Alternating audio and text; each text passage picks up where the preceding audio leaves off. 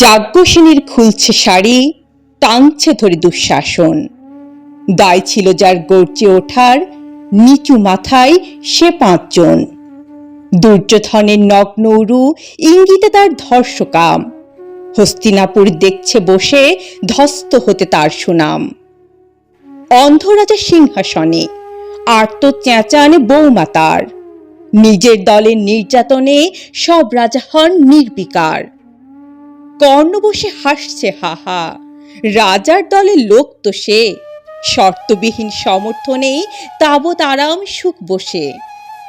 ভীষ্ম দ্রোণ কৃপ নীরব, সরকারি লোক হাজার হোক, রাজার কথায় তোমার কথা তুমি যখন রাজার লোক। খল শকুনি দেখছে সবই, বস্তুত সে ধ্বংস চায়। ঘরের মাটি লাল হয়ে যাক দেশ বিভাগের যন্ত্রণায়। সুশীল সভায় ঘটছে যখন রাজ অপরাধ জঘন্য, ঠিক তখনই তার বিরোধে চেঁচিয়ে ওঠেন বিকর্ণ। বিকর্ণ নন কেউ কেটা লোক, 100 ভাইয়ের একজনা।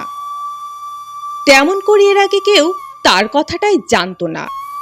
যতুগৃহে কারেন্নিরা অন্তত তার নেই লেখা, ভীমকে যখন বিষ খাওয়ালো তখনও তার নেই দেখা।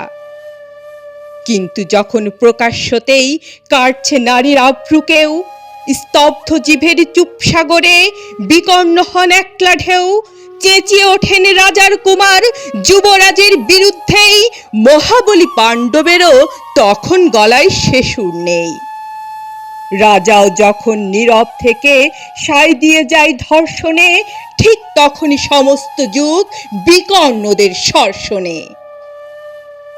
আমরা যারা কিচ্ছুটি নই, একটি মোটে ভোট কেবল, অত্যাচারের সামনে এলে সঙ্গী শুধু চোখের জল।